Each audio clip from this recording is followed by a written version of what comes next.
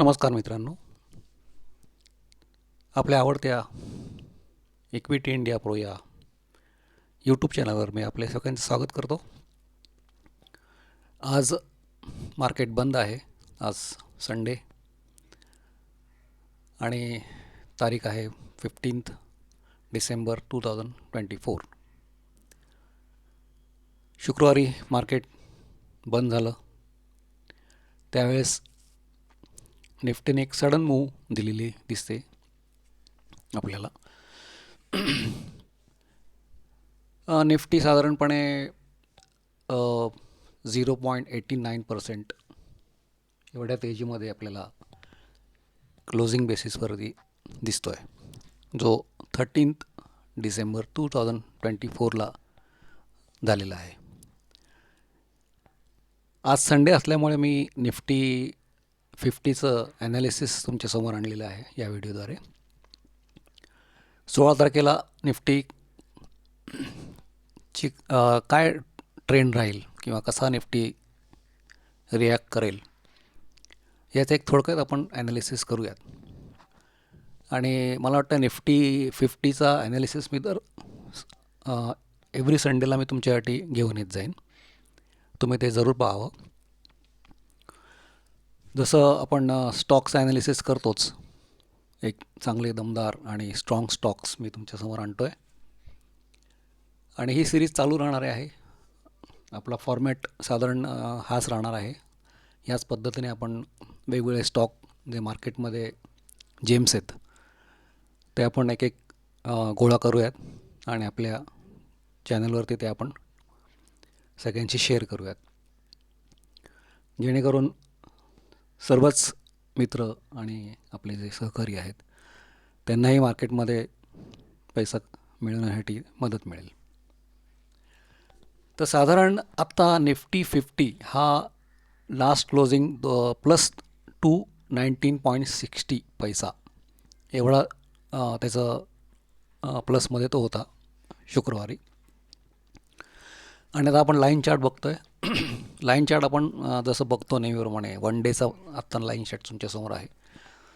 त्यानंतर आपण आता वन डेचा लाईन चार्टवरती जर लो बघितला निफ्टीचा तर तो साधारण आपल्याला दिसतो आहे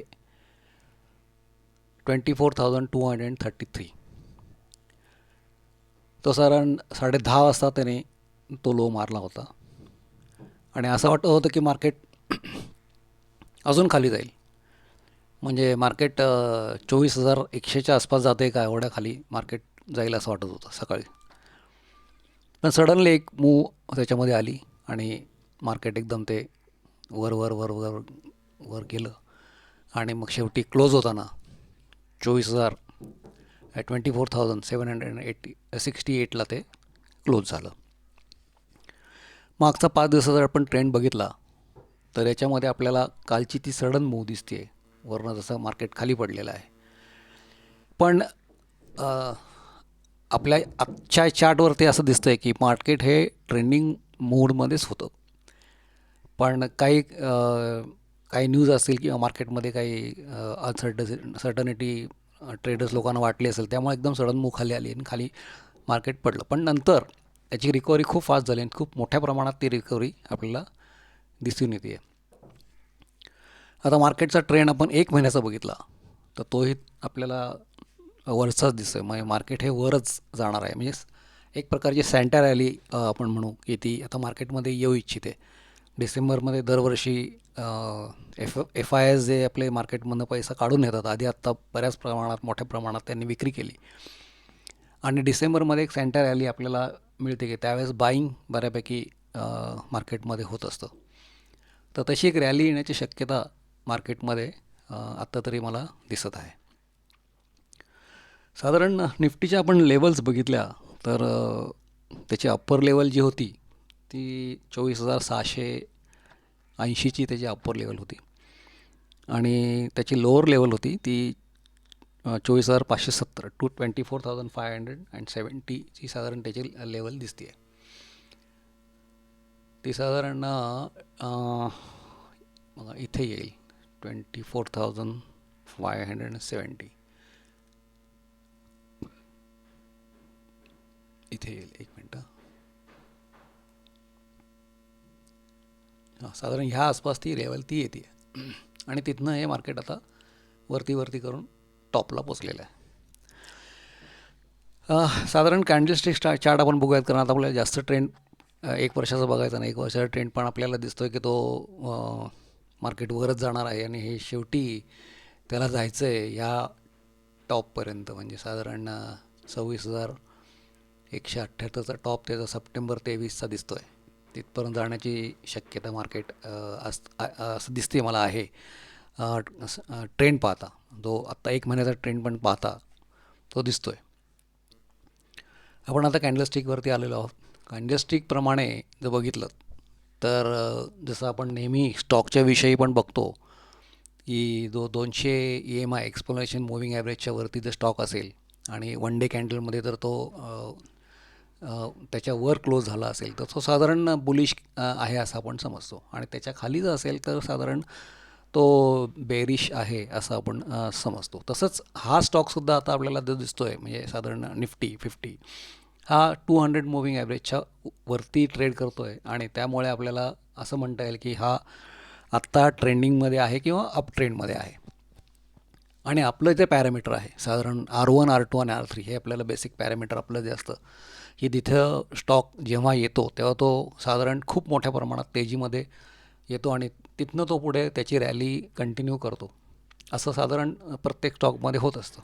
तसंच इथे आता दिसतं आहे आपल्याला की ही जी मोठी कॅन्डल तयार झाली आहे निफ्टीची, ही 13 डिसेंबरची मोठी कॅन्डल आहे. खाली त्याला मोठी विक आहे आणि खालनं एक मोठ्या प्रमाणात बाईंग त्याच्यामध्ये आलं आणि मग त्याप्रमाणे ते वरती जाऊन तो आता R2ला तो स्टॉक वरती जाऊन त्याने धडक मारलेली आहे. आता तुम्ही जर बघितलं मागच्या सगळ्या ज्या कॅन्डल आहेत साधारण 1, 2, 3, 4, 5 आणि 6, या 6ही कॅन्डलचं त्यांनी त्याचं कॅमोफ्लॉज केलं आणि 6ही कॅन्डलला गिळून तो वरती पोचलेला आहे. तर माझ्या दृष्टीने आता मला असं वाटतं की या निफ्टीमध्ये साधारण 25,000चा एक पुढचा टप्पा आणि त्यानंतर 25,250चा जो R3 आहे तिथपर्यंत तो जाण्याची शक्यता मला वाटत आहे. कालचा व्हॉल्यूम पण बऱ्यापैकी होता, चांगला व्हॉल्यूम होता. त्यामुळे या व्हॉल्यूमच्या आधारे मला वाटतं आहे की काही येणाऱ्या काळात निफ्टी 25,000च्या आसपास पोचेल आणि 25,250पर्यंत जे R2 आहे आपलं तिथपर्यंत पोहोचेल. नंतर मागच्या महिन्याच्या R2पर्यंत पण जाऊ शकतो. मागच्या महिन्याचा R2 आपल्याला साधारण इथं दिसतो आहे, ह्या इथे तो 25,400 आहे आणि मग पुढचा जो R2 आहे तो 25,850 आहे. म्हणजे साधारण आपण पकडूयात की 250च्या पुढे समजा त्याने स्टॉक निफ्टी 50 समजा टिकला, त्याच्यावरती तो क्लोज झाला, तर साधारण आपल्याला असं समजायला हरकत नाही की तो अजूनही वरती जाईल आणि तो या 2 लेवलला मागच्या तो येऊन ठेपेल. आणि मग नंतर तो पुढे या 2 लेवलला पोचल्यानंतर सुद्धा पुन्हा पुढे त्याची जी आहे जर्नी आपण जे मगाशी बघितलं 26,250च्या वरती जी जो लास्ट लिमिट होती, म्हणजे तो हाय पोचला होता जो आत्ता सगळ्यात टॉपचा हाय आहे निफ्टीचा, तिथपर्यंत जाण्याची शक्यता मला दिसत आहे. तर मित्रांनो, आता याचा आपण समजा 1 आवरचा चार्ट पाहिला. 1 आवरच्या चार्टमध्ये पण आपण याच पद्धतीने आपण जातो. साधारण 2 आठवड्याचा आपल्याला आता 1 आवर चार्टमध्ये 2 आठवड्याचे पिवट फिबोनाची दिसतात. तर ह्यामध्ये आणि 200 मूव्हिंग ॲव्हरेज EMI आहेत, एक्सपोनेन्शियल मूव्हिंग ॲव्हरेज आहेत. तर यात दिसतं आहे की जे एक्सपोनेन्शियल मूव्हिंग ॲव्हरेज आहे तिथंच तो आला आणि म्हणजे 24,380च्या आसपास 24,380च्या आसपास साधारण ते मूव्हिंग ॲव्हरेज 200चा आहे, तिथनंच तो रिव्हर्स झालेला आहे. आणि त्यानंतर आता पुढे त्याला 3 जे टप्पे पार करायचे आहेत ते 3 R1, R2 आणि R3 हे दिसत आहेत. त्याप्रमाणेच मी तुम्हाला आत्ता त्याचं हे सांगितलं की तो कशा पद्धतीवर जाईल आणि त्याचं टार्गेट आत्ता काय असू शकतं. तर 25,250पर्यंत तर जाईलच, त्याच्यावरती पण तो R1, R3पर्यंत जाईल आणि मग पुढची त्याची ती जर्नी आहे ती याच्यानंतर सुरू होईल असं दिसतं आहे. आता इथं एक कॅन्डल आहे, ही जी कॅन्डल दिसते इथं डोजी टाईप या बाजूला, इथं पण मोठा व्हॉल्यूम बार आहे. तर या व्हॉल्यूम बारच्या आसपास तो जरा काही दिवस काढण्याची शक्यता आहे. म्हणजे इथे तो थोडा अडथळू शकतो आता तो त्याच लेवलला आहे. समजा उद्या ती कॅन्डल समजा पार केली त्याने, तर मग मात्र ही तेजी पुढे कंटिन्यू होईल आणि मग 25,500चा टप्पा पार करायला निफ्टीला काही वेळ लागणार नाही. तर मला असं वाटतं की इंट्राडे चार्टसुद्धा चांगला आहे. ज्याने कोणी काल 13 तारखेला ज्याने कोणी ह्या कॅन्डलला समजा इथे सेल केला असेल, तर ते ट्रॅप झालेले दिसत आहेत असं मला याच्यावर चार्टवरूनच दिसतं आहे. तर मित्रांनो, हा आपल्याला व्हिडिओ कसा वाटला हे तुम्ही मला तुमच्या कॉमेंटद्वारे जरूर कळवा.